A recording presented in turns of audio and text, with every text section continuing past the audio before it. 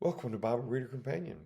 Our Bible reading this week is Matthew chapters 3 through 12, and our memory verse is Matthew chapter 11, verse 28, which reads in the New King James, "Come to me, all you who labor and are heavy laden, and I will give you rest." You know, Jesus again invites those who are burdened with sin to come and to be relieved of that burden and to find rest in Him. Rest through the fact that we are forgiven of our sins.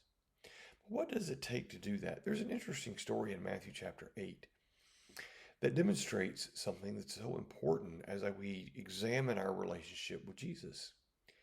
In Matthew chapter 8, beginning in verse 5, reading as always from the New King James Version. Now, when Jesus had entered Capernaum, a centurion came to him, pleading with him, saying, "Lord, my servant is lying at home paralyzed, dreadfully tormented." And Jesus said to him, "I will come and heal him." Centurion answered and said, "Lord, I am not worthy that you should come under my roof, but only speak a word, and my servant will be healed. For I also am a man under authority, having soldiers under me. And I say to this one, 'Go,' and he goes, and to another, 'Come,' and he comes, and to my servant, 'Do this,' and he does it." When Jesus heard it, he marveled, and he said to those who followed, "Assuredly, I say to you, I have not found such great faith, not even in Israel.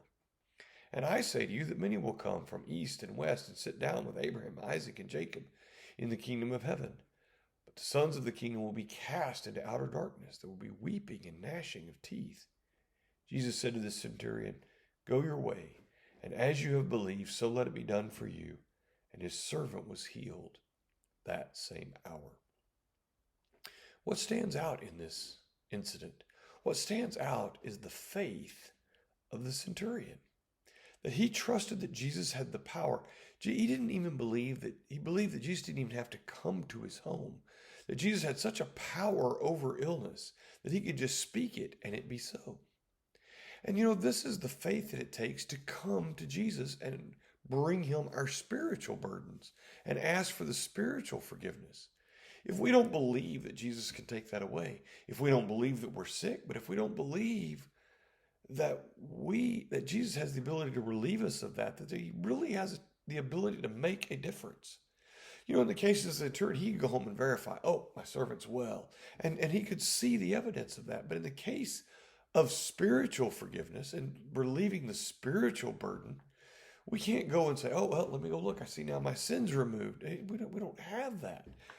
We have to have faith and trust that Jesus has the power to forgive those sins. We know that Jesus worked many of his miracles for that very purpose, to demonstrate who he was and what his purpose was in coming to forgive men from their sins and provide that avenue of a relationship with the Father.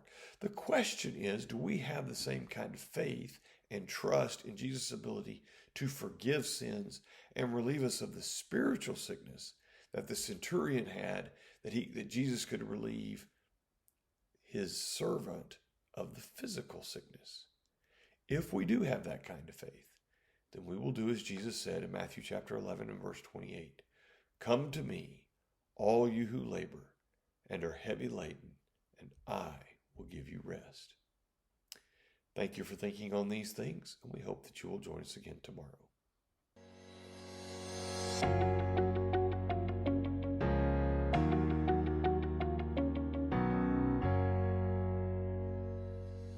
Thank you for taking the time to watch this video.